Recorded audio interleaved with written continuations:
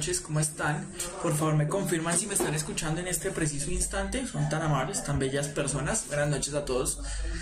¿Qué tal? ¿Qué tal?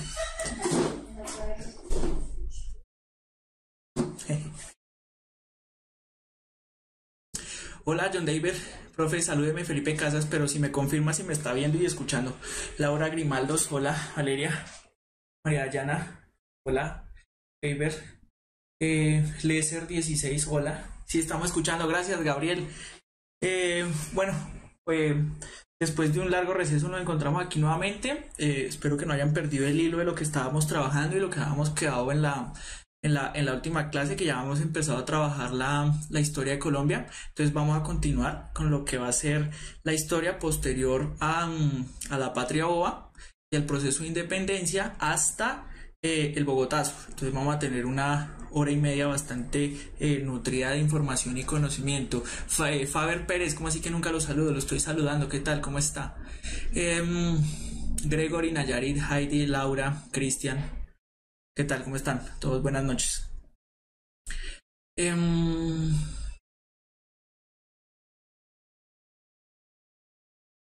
Valeria Camelo dice que me acuerde de ella cuando entreguen los kits, puede ser.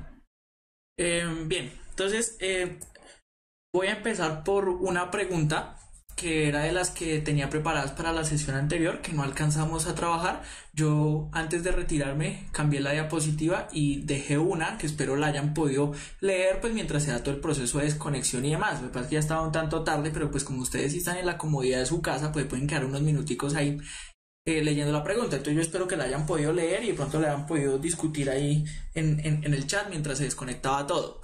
Esta era la segunda pregunta que venía para esa sesión, que era la parte de la historia de Colombia 1, una pregunta que está asociada por el proceso de las reformas borbónicas y la revuelta de los comuneros, que está relacionada con el tema que estábamos trabajando en la clase anterior. Paula Campos me pregunta que si la primera parte de la historia de Colombia se subió. La verdad no he revisado el canal. Si entras al canal y revisas y si no está, pues seguramente no. Pero eso se sube. Igual también está la cápsula, que es como un breve resumen de la clase. También vi que esta semana se subió el de Derecho Internacional y el de Derecho Internacional Humanitario, que vendrá un poco más adelante. Que de pronto si alguien tiene curiosidad, pues puede ir esculcando ahí las cápsulas, que ahí esas sí ya van más adelantadas en el cronograma, entonces pueden prepararse o más o menos enterarse de qué van a tratar esas clases, ¿no? Bien, entonces ahí está la pregunta. Dice: a finales del siglo XVIII se implementaron, bueno, hay una cuña para que tengamos presente los números romanos. Cuando estamos trabajando la parte de historia, es fundamental entender y comprender los números romanos porque nos van a dar contexto, nos van a ubicar en el tiempo y pues sabemos que dependiendo del tiempo en el que nos estén ubicando vamos a tener unas características y unas particularidades específicas. Entonces, si no manejamos los números romanos, porque así está la cronología, así se establece o así se utiliza normalmente cuando estamos hablando de procesos históricos, entonces es bueno tenerlo claro para no dejarnos confundir con eso, ¿sí? Entonces hay un tip. Pregunta que dónde están las cápsulas. En el canal de Puntaje Nacional, ahí ustedes esculcan y los encuentran, ¿vale? ¿Qué es la cápsula? María Paula Ardila pregunta: las cápsulas son unos videos corticos que hacemos nosotros, donde presentamos parte de las diapositivas que van a salir en las clases, que son narrados, pues con nuestra voz, no salimos no sale video, solo sale audio y contamos rápidamente en 5 o 7 minutos qué es lo que va a tratar el tema de la presentación de clase en vivo, ¿vale? Entonces vuelvo a la pregunta. Entonces, a finales del siglo XVIII se implementaron las reformas borbónicas en las colonias hispánicas que contenían un aumento de los impuestos, lo cual ocasionó importantes levantamientos populares en varias regiones. Dentro de los movimientos de mayor repercusión se destaca el de los comuneros en el año de 1781 en la Nueva Granada, el cual también se unieron ricos hacendados y comerciantes cuyo interés era presionar la participación de los criollos en el gobierno colonial. Recordemos que con las reformas borbónicas los criollos fueron sacados de la administración pública en estos territorios. Finalmente, y luego de una marcha hacia Santa Fe, o sea, lo que es actualmente Bogotá, los comuneros firman las capitulaciones, que más tarde serían declaradas nulas. Este levantamiento evidenció. Entonces ahí vemos las opciones de respuesta.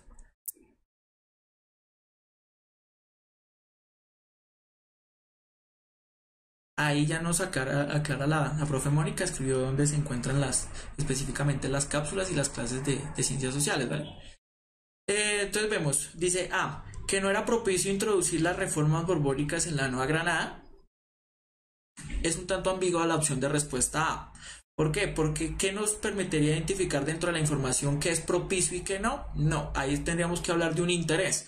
Al hablar del interés tenemos que tomar una posición, ya sea la de los comuneros o la de los reformadores borbónicos. Entonces ahí no tenemos suficiente información para definir para quién sería propicio o no. Ven que la intención de los comuneros no era emanciparse del poder central del rey. Eso es verdad. Pero entonces más adelante hago una precisión en cuanto a eso. Bueno, sí, pasemos así. La fuerza que podrían llegar a desarrollar los movimientos insurgentes. También nos queda un tanto suelta del contexto que nos están dando.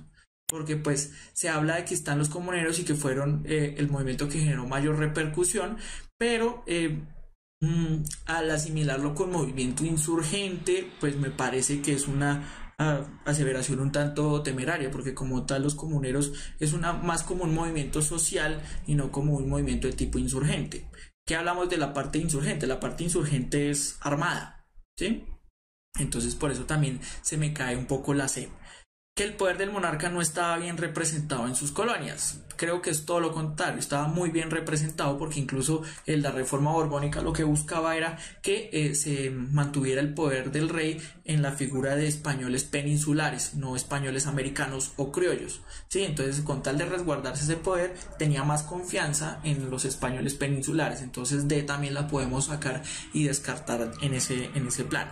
Entonces, la opción más plausible sería la opción B, que la intención de los comuneros no era emanciparse del poder central del rey, pero entonces aquí nos queda un tanto corta la información y es una pregunta que yo había escogido porque nos revela parte de los errores que puede llegar a tener las personas que generan estas preguntas. ¿Por qué? Porque en ningún momento me está hablando de la información del vínculo que hay entre los comuneros y el rey, ¿cierto? Solamente me está hablando del vínculo con la administración. El rey estaría implícito en la parte de la reforma, porque pues obviamente sabemos que las reformas borbónicas vienen de la dinastía de los Borbones cuando se hace en el poder en España. Entonces ahí hay que hacer un análisis muy profundo y comprender bien de qué se trata el proceso para poder establecer un puente argumentativo entre la información que se me presenta y la opción de respuesta que más posible es, que es la opción B. Entonces, esto va a lo que siempre les he comentado. Uno nunca sabe en el campo de las ciencias sociales y las competencias ciudadanas qué es lo que le va a aparecer en la prueba. Como no sabemos, entonces nos toca tener un amplio concepto de cada hecho, cada contexto histórico, ¿sí? En general, para que cuando estemos leyendo esas preguntas que nos van a enfrentar a N situaciones, pues podamos entender y sepamos de qué nos están hablando y podamos establecer puentes entre los conceptos, entre los procesos históricos, políticos, sociales, económicos y demás, ¿vale? Kevin Zapata me dice, pero la C no sería más concreta con relación a lo que hablaba los movimientos que surgieron en contra de esta implementación de las reformas. No, porque es que entonces tiene esta palabrita insurgente. El problema es la palabra insurgente. La insurgencia, por lo general, es armada, o sea, por no decir que siempre, es armada. Los comuneros no los podemos identificar tanto como una organización armada. Eso es lo que sucede.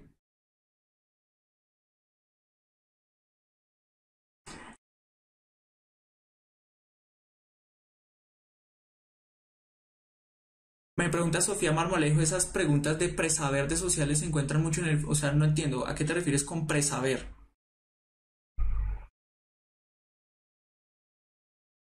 Sí, Faber, esa es la afirmación que yo siempre he hecho. O sea, como es un tema tan amplio, lo que les digo, haga de cuenta todo lo que usted ha visto en ciencias sociales desde sexto a grado 11, incluso desde antes, todo ese contenido te aparece ahí y pues lo van a escoger en 44 preguntas, uno sabe de dónde van a escoger, por eso es necesario repasarlo todo, por eso a veces resulta un tanto molesto cuando empiezan a preguntar, ¿y esos análisis? Probablemente no, como probablemente sí, pero como no sabemos qué va a salir porque pues no tenemos infiltrados allá para saber que nos digan qué temas van a tratar, entonces toca analizar y verlos todos.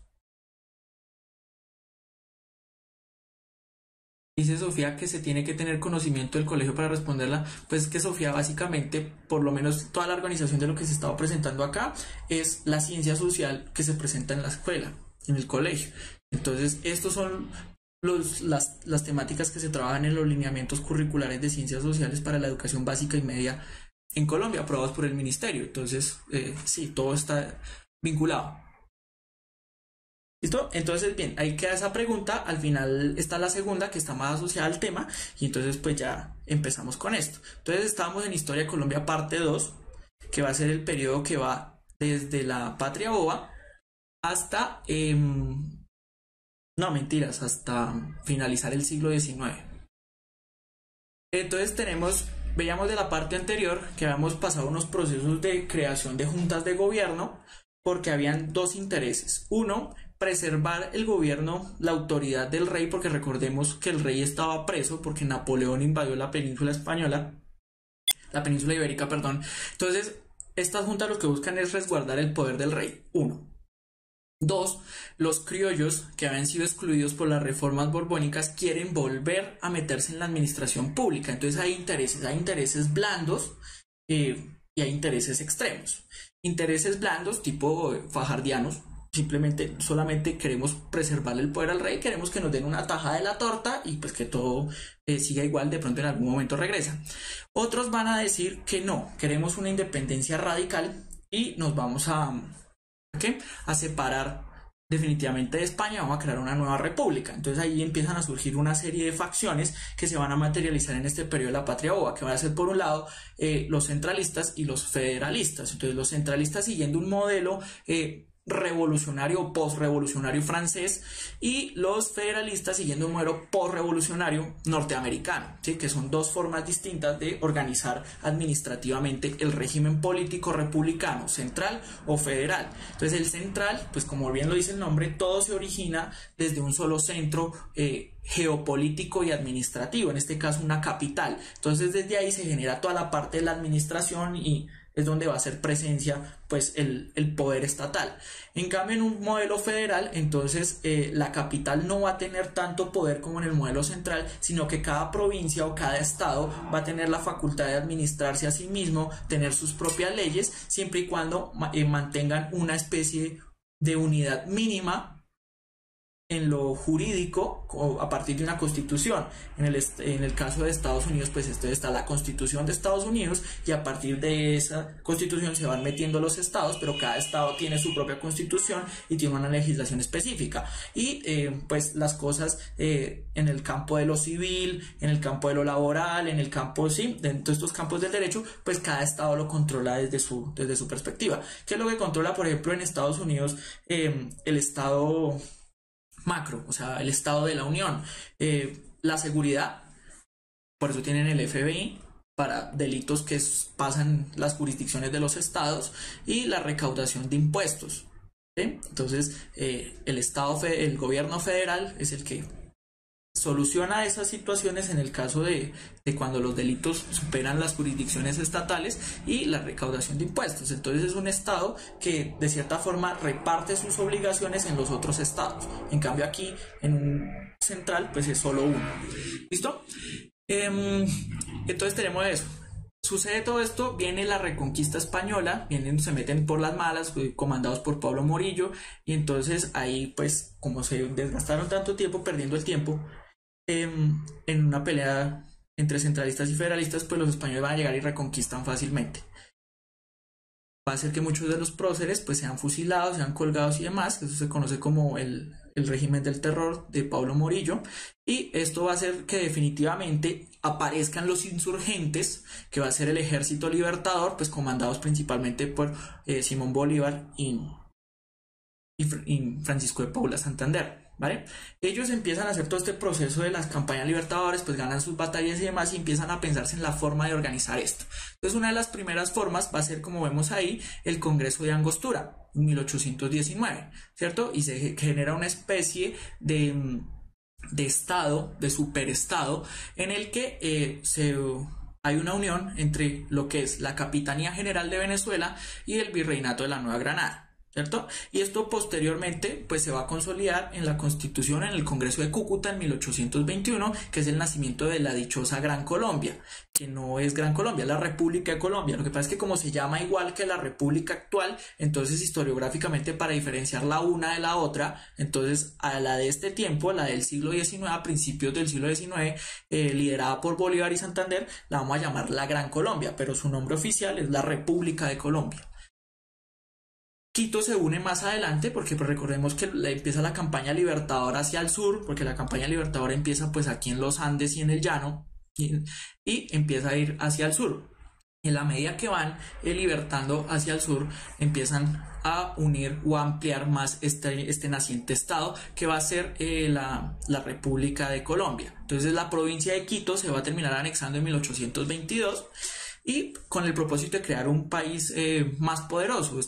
Simón Bolívar siempre tenía la concepción de que hacia el sur de América había que crearle un contrapeso a la Unión Americana, o sea, a los Estados Unidos de América, porque veía que sus intenciones era avanzar, avanzar y avanzar. Sí, de cierta forma, por eso un personaje como Hugo Chávez reivindicaba tanto el pensamiento bolivariano como una forma de enfrentarse al poder norteamericano, porque desde su forma de pensamiento Simón Bolívar también ya tenía una especie de... se contenía en relación a lo que pensaba sobre Estados Unidos, o sea, sí tenía unos cuidados, porque veían Estados Unidos un superestado que estaba naciendo al norte con unas intenciones de expandirse hacia el sur. Entonces buscaba crear un contrapeso en el continente, que ese era el objetivo de Bolívar, crear un gran estado al sur que fuera contrapeso del superestado que se estaba creando en el norte. Lauren Usma Serrano me está preguntando que si la historia de Colombia se divide en dos repúblicas. No, son más repúblicas que ya las vamos a ver. Aquí hasta el momento solo hemos visto la primera.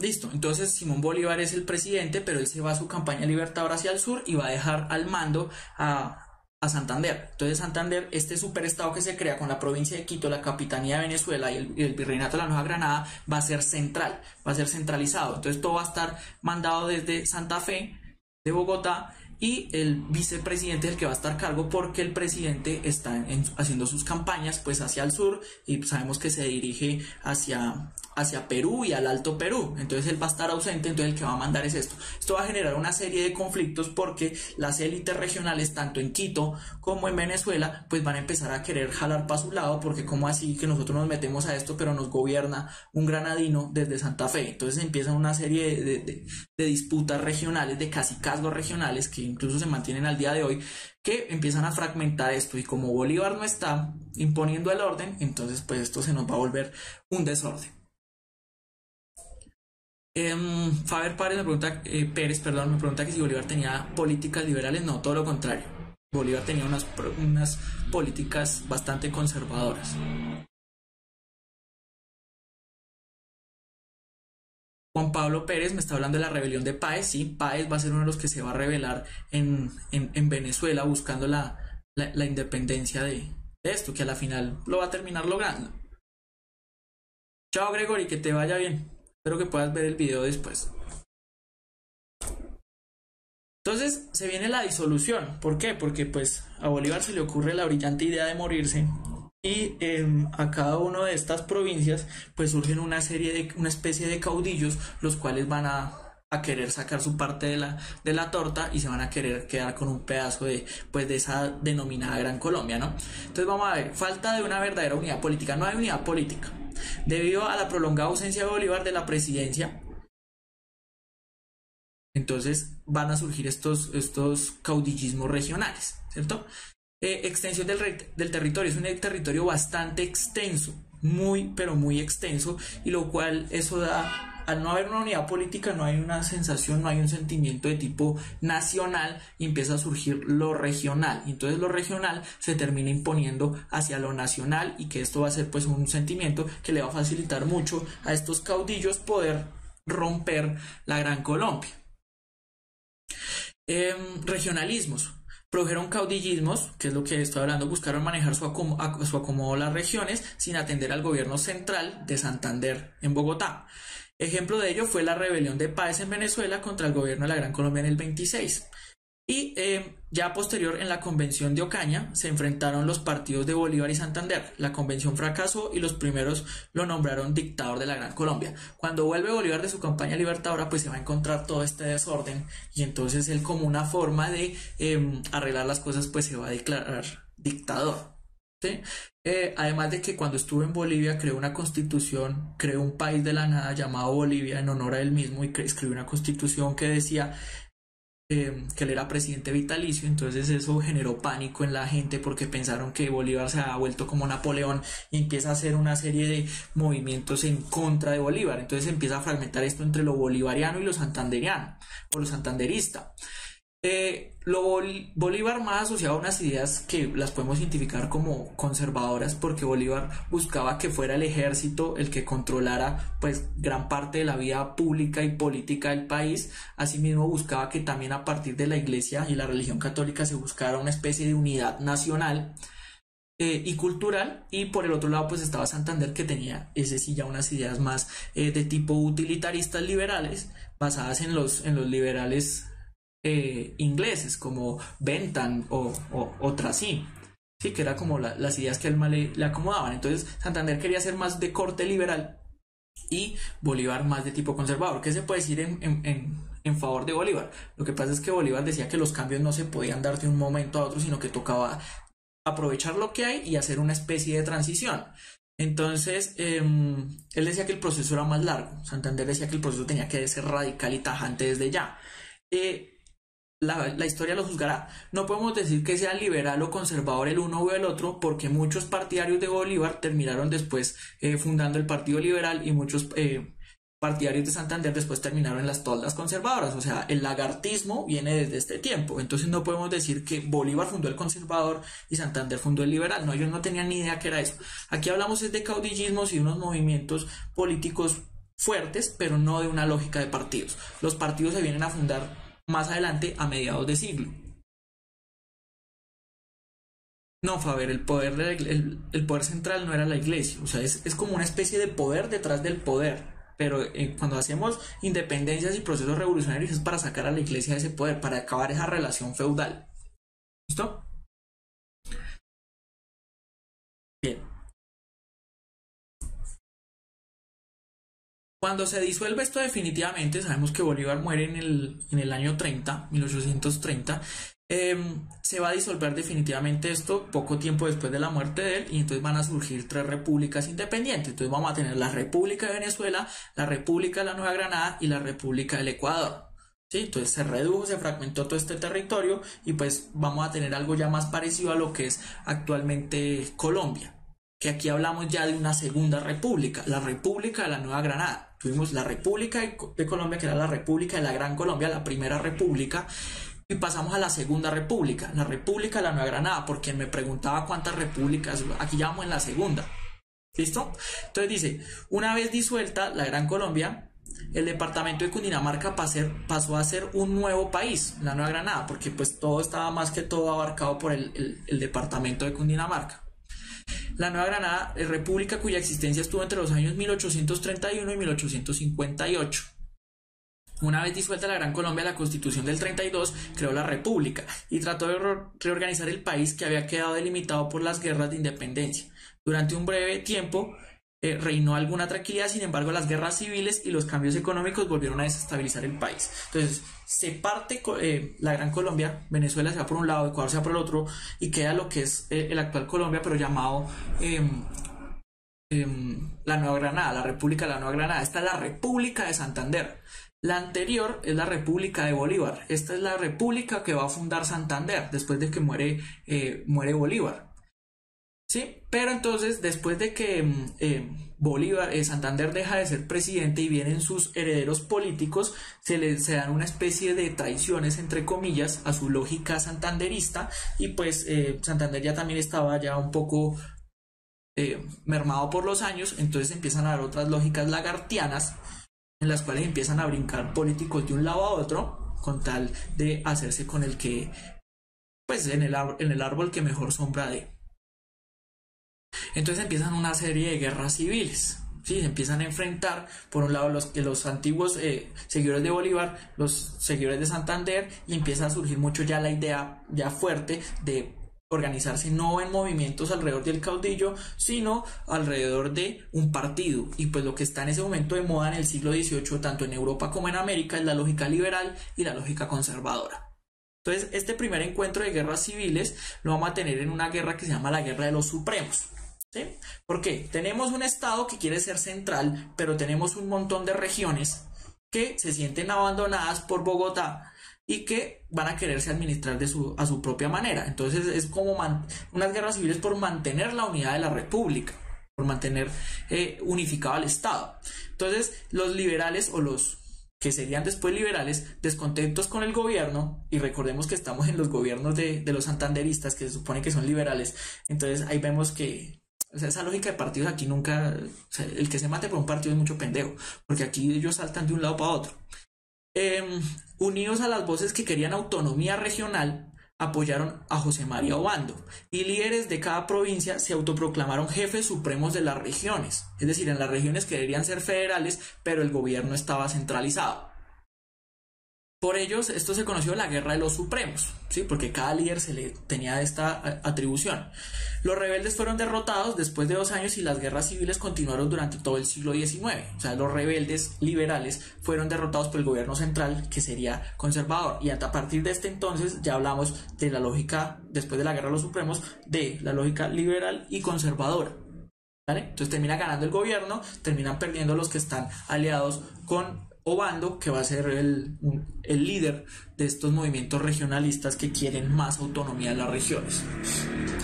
¿Que cuándo fue esta fecha? Ustedes me pueden precisar mejor el dato ahí en internet, no en Wikipedia, porque creo que la cerraron, pero si no estoy mal, estamos hablando del 38 al 42 en el siglo XIX, si no estoy mal. Ustedes me corrigen allá, por favor, se me escapa el dato en este momento. Que es lo que pregunta Juan David Triana. La Guerra de los Supremos, que es una de las primeras guerras civiles. Una de las primeras y de las tantas. Que ahorita vemos esto. Porque entonces, a partir de ese momento, cada guerra genera una constitución. Y después esa constitución crea una república. Y esa república crea una nueva guerra civil. Y esa guerra civil genera una constitución. Y después viene otra república. Entonces entramos en un círculo vicioso después de la Guerra de los Supremos. Que ahí lo podemos ver. Que pegan ustedes. Yo ahorita les aclaro qué dice detrás de mí.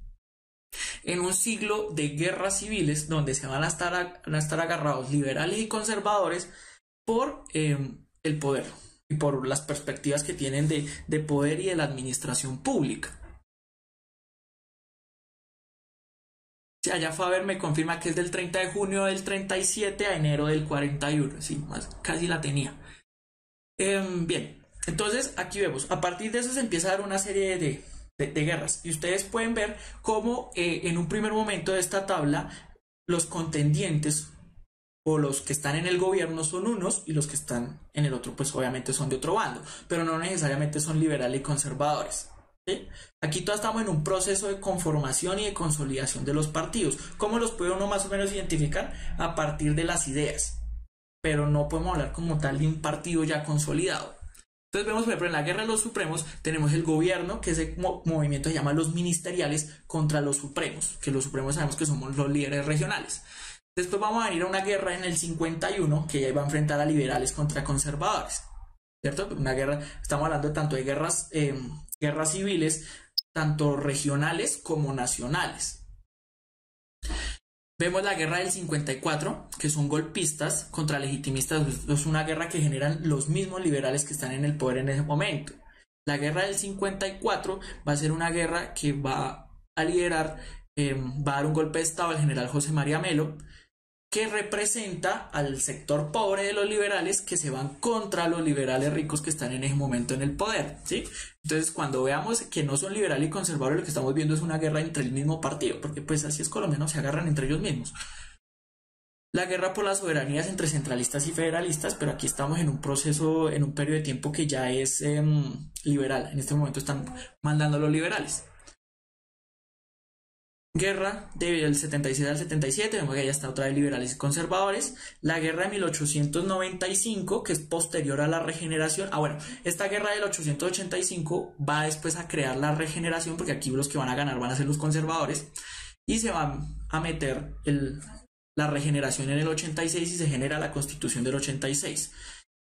Va a haber guerra en el 95, que otra vez ganan los conservadores, y vuelve y estalla en la guerra de los 1000 días, que es de los 99 al 1902, que vuelven y ganan los conservadores. Entonces podemos ver cómo la mitad de esta segunda parte va a ser casi que controlada por los liberales y la segunda parte va a ser por los conservadores, y que esta hegemonía se va a extender hasta la década de 1900, bueno, hasta el año de 1930, porque entonces vamos a tener siempre esas disputas. Entonces, ¿qué están en pugna?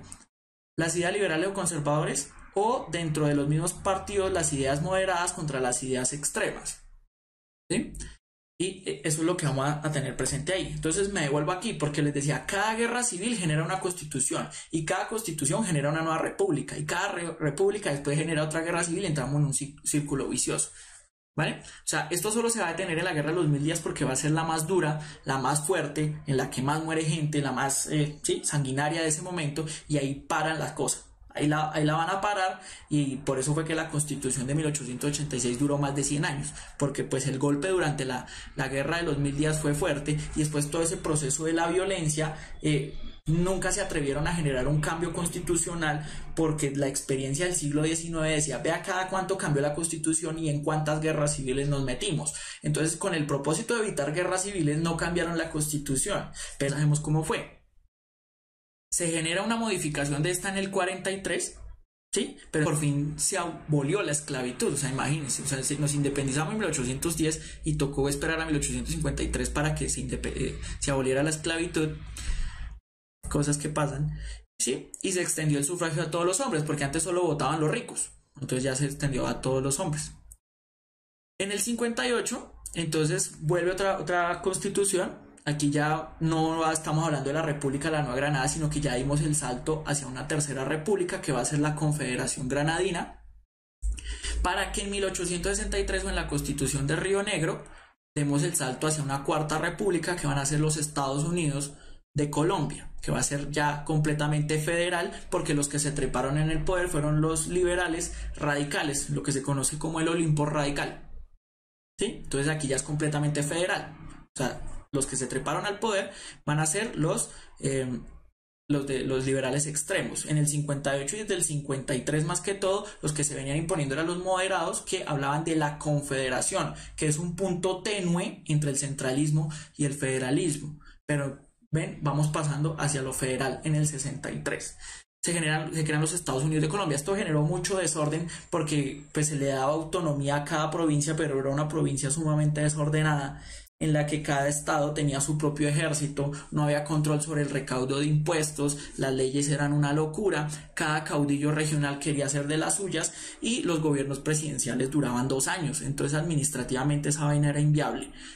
Esto va a contribuir a que se desaten todas esas guerras civiles, hasta que después de la guerra civil de 1885 se va a generar un movimiento, que es el de la regeneración, que son conservadores extremos, venidos de uno que es Rafael Núñez, venido del liberalismo, y conjunto a Miguel Antonio Caro van a crear este proceso de la regeneración, que es meter toda la costumbre conservadora católica nuevamente en el país por medio de la constitución. Entonces, pues, constitución de corte conservador, retornó al país al centralismo, deja de ser federal, aumentó los poderes del presidente. Eso parece una monarquía. Formalizó las relaciones entre la iglesia y el Estado. Los liberales habían sacado a la iglesia de la relación con el Estado. Estos conservadores vuelven y la traen. Unificó el ejército, porque recuerde que había un ejército en cada provincia. Y las leyes. Además, reorganizó el territorio nacional en departamentos. Entonces fue una solución administrativa bastante productiva, porque de verdad el país estaba hecho un completo caos. O sea, más. Entonces la regeneración lo que hace eso. Lo que pasa es que se nos introduce toda esta lógica, toda esta moralidad católica, la unión otra vez del Estado con la Iglesia, ¿sí? Y los postulados conservadores del orden, de la autoridad. Entonces la cosa se pone un tanto pesada. Entonces el inicio de lo que se llama la hegemonía conservadora, que irá hasta 1930. ¿Qué preguntan ustedes por allá? Confederación y federación sí, están relacionados. Lo que pasa es que la confederación es un punto, digamos que el extremo de la autonomía de las regiones es el federalismo. La confederación es un pacto más suave, no tan radical como el federal. Por eso digo que la confederación es como el camino desde el centralismo hacia el federalismo, que no es lo mismo. O sea, está como lo centralizado, lo descentralizado, la confederación y el federalismo. Es como el paso desde el centro hacia el extremo, que de pronto un poco más claro. Igual si de pronto tienen dudas, hay un texto muy bueno que es difícil de conseguir, la teoría general del Estado de Kelsen. Ahí nos precisa cuál es la diferencia entre la confederación y la federación.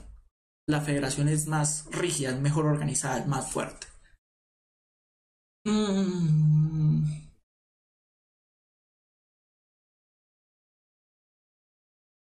Juan Pablo Pérez, no entiendo la pregunta porque creo que están mal los años. Si la corriges y la veo, de pronto si la preciso mejor.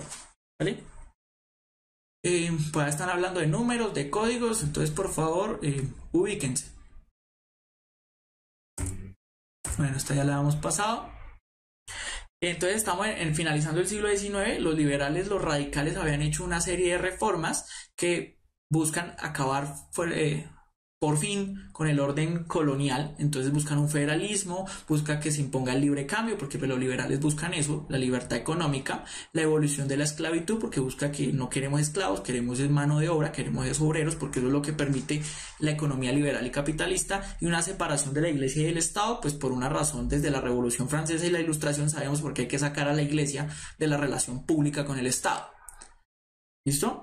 Entonces, esto, sobre todo el federalismo, va a generar un desorden, permite la llegada a la regeneración, crea la Constitución del 86 y se vuelve al centralismo, al proteccionismo y al concordato, que va a ser el acuerdo que se establece entre el Estado y la Iglesia. Incluso en este se le permite a la Iglesia conservar o ser la que va a liderar los procesos educativos en el país. Por eso hay tanto colegio y tanta universidad religiosa que se mantiene al día de hoy, porque desde el concordato se le permitió a la Iglesia conservar ese proceso educativo como parte de su proceso de evangelización. Recordemos que el Estado se volvió godo conservador, entonces se permite eso a partir de ese momento. Ese es el concordato, ese es el acuerdo entre el Estado y la Iglesia Católica para continuar principalmente con la actividad educativa.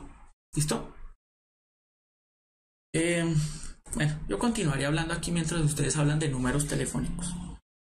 La regeneración, entonces, posterior a una guerra civil, esta vez derrotados los liberales. Sabemos que por eso se acaba la República Federal y los Estados Unidos de Colombia pasan a ser la República de Colombia, que va a ser la quinta república. Ya me olvidó en qué número iba, como la quinta república en la que vivimos hoy en día. Y se proclama como líder a Rafael Núñez, aunque después Miguel Antonio Caro va a ser presidente también. Y proclaman una constitución que va a regir hasta el 3 de julio de 1991, o sea, una constitución de más de 100 años, que la van a ir reformando y la van a ir cambiando cosas, pero recordemos siempre con el temor de no tumbar la constitución, porque eso nos va a generar guerra civil. No la tumbamos y nos generó conflicto armado, pero pues qué carajos, la mantuvieron por más de 100 años.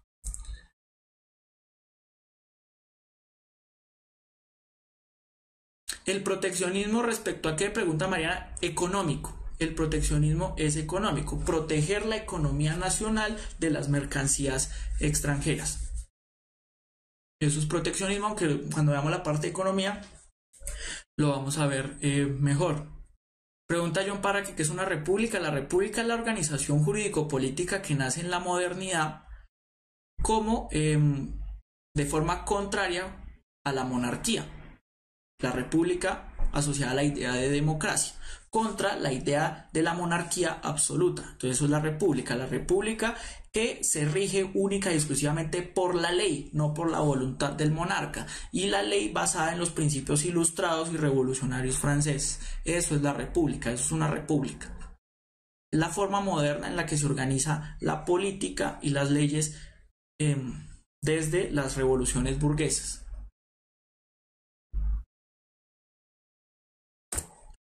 Aquí tenemos una pregunta, yo espero no interrumpirles la conversación allá de códigos y no sé qué más cosas porque ya me dijeron que estaba equivocado, que no eran números de teléfono. Entonces, por favor, ubíquense. O porque pues estamos en otra cosa, ¿no? Sí, la Constitución del 91 se va a generar a partir de movilizaciones sociales diversas, como el movimiento de la séptima papeleta, que también va a buscar cambiar esa constitución tan retrógrada y tan conservadora por una más de corte liberal y moderna, y también, como dice allá, el M-19, después de los procesos de desmovilización del M-19 en el gobierno de Barco, se lanzan como fuerza política, se va a hacer un partido, se llama la Alianza Democrática M-19, y va a ser una de las tres fuerzas más importantes en la Asamblea Nacional Constituyente. Por eso se dice que el M-19 contribuyó a redactar la Constitución de 1991, porque estaba pues lo liberal, lo conservador y el referente del M-19, que es como partido político, no como organización insurgente armada, sino como partido político, porque para eso es que se hacen procesos de paz, para hacer política por la vía pacífica, no por la vía armada. Y tumban esa horrible constitución del 86.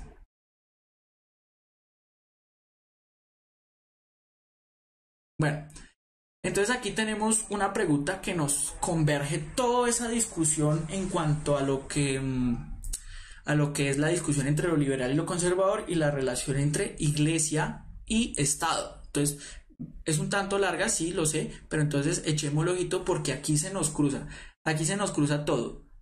Los conceptos de ciencias sociales, los conceptos históricos, los conceptos ideológicos de liberal y conservador, se nos cruza la comprensión de la estructura del Estado, se nos cruza los componentes de competencias ciudadanas. O sea, esta pregunta me gustó mucho porque ahí converge todo. Esto es lo que se van a encontrar. Por eso es necesario saber de todos los temas, porque es que aquí se nos mezcla todo con todo. Ahí no le van a poner pregunta número 1, tema, la Edad Media. No, y usted responde no. Le botan una pregunta, una cosa problemática en la que se cruzan mil y un conceptos y usted tiene que saber sumergirse en ese mar de información para poder entender de qué estamos hablando. No, no, señorita Dana Chacón, el M-19 jamás ha sido una representación ideológica de extrema derecha, de extrema izquierda, de centro izquierda. Podría uno ubicarlo en el espectro ideológico, pero de extremo, no. Más adelante, cuando veamos, por ejemplo, la organización de las guerrillas, vemos qué diferencia hay, por ejemplo, entre las múltiples guerrillas. O sea, si uno las compara con las otras, el M-19 de cierta forma es una guerrilla ligera, light, en comparación con las otras.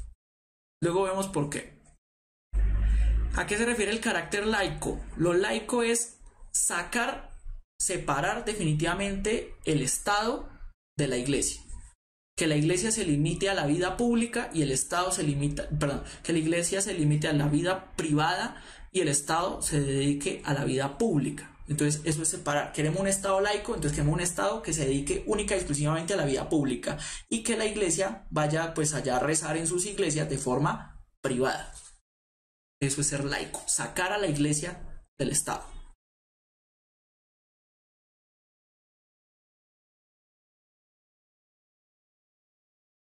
Sí, veo que les genera mucha inquietud la afirmación que hago respecto al M-19. Sí, son guerrillas, sí, son revolucionarios, pero si lo vamos a ubicar en el espectro ideológico, no es extrema izquierda. Luego vemos por qué, tranquilos.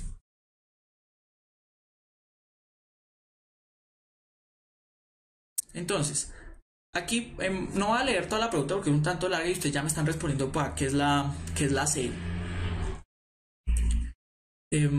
Entonces tenemos que plantear una solución a una situación problemática, ¿cierto? La tarea es, a pesar de tener posiciones encontradas, los abogados parecen estar de acuerdo en un elemento fundamental. ¿Cuál es ese elemento?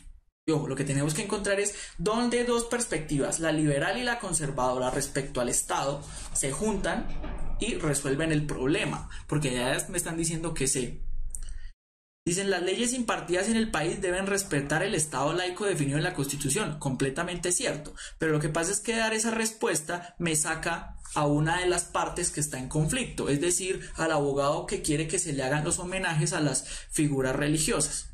¿Sí? Y vea la pregunta, a pesar de tener posiciones encontradas, los abogados parecen estar de acuerdo en un elemento fundamental. Entonces hay que encontrar el elemento que los lleva a ponerse de acuerdo. Por eso a veces nosotros llevamos nuestros propios conocimientos y nosotros o tomamos nuestra propia posición y a partir de eso respondemos. Por eso tenemos que ser muy cuidadosos con lo que nos está pidiendo la tarea de la pregunta. ¿Qué nos están diciendo? Y eso lo vamos a ver mucho mejor en una de las preguntas que traje para la otra parte.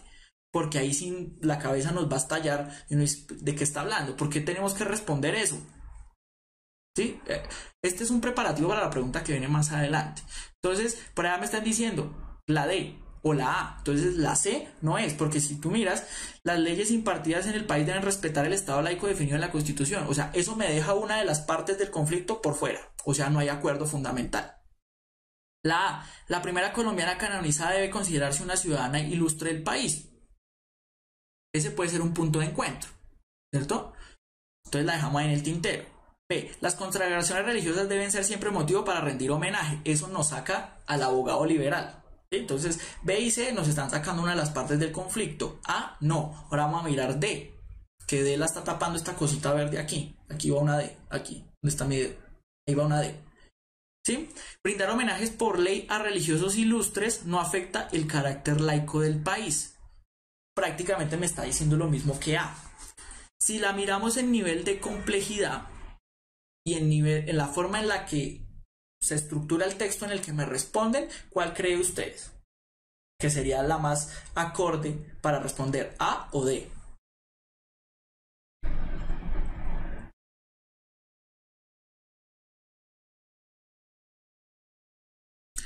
Yo también estoy de acuerdo con lo que dice David, con lo que dice Angie, con lo que dice...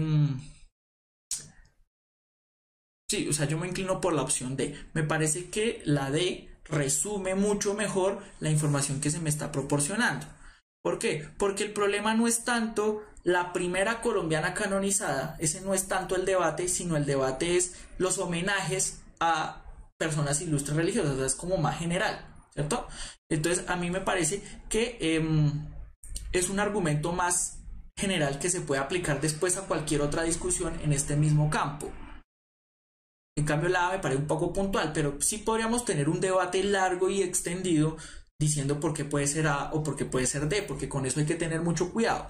¿Qué busca el ICFES? Que usted siempre busque una respuesta que abarque todo o que explique mejor todo. ¿Listo? Entonces por ese lado yo me inclinaría por D, pero los que dicen A no están mal, es una interpretación muy válida. Pregunta para porque todavía porque no es C, porque C me excluye a una de las partes en conflicto y recuerden que la pregunta me está pidiendo es con qué argumentos se llegan a un acuerdo fundamental. Exacto, Faber, pero desde mi perspectiva la D encierra mejor todo lo que está pasando ahí. ¿Listo? Entonces, chicos, 2-3 minuticos y cambiamos aquí la presentación a Historia de Colombia 3. Aquí ya ingresamos al siglo XX, ¿vale? Sí, lo que está diciendo allá Mariana es muy importante que lo tengan presente. El ICFES no le está preguntando su opinión y el ICFES no le está preguntando a usted qué sabe. Es qué puede usted deducir a partir de la información que le dan. Obviamente, para entender la información que le dan, usted debe saber de qué están hablando. ¿Sí? Por eso es necesario todo este conocimiento, todo este bagaje que hemos hecho todo este tiempo acá. Pero hay que leer muy detenidamente cuáles son las tareas y qué es lo que me están pidiendo para poder responder. Ahorita en la otra pregunta lo vemos con más detalle, ¿vale? Entonces, 2-3 minuticos, porfa, y ya regresamos con la parte 3 que ya nos introduce al siglo XX. ¿Vale, chicos? No se me pierdan.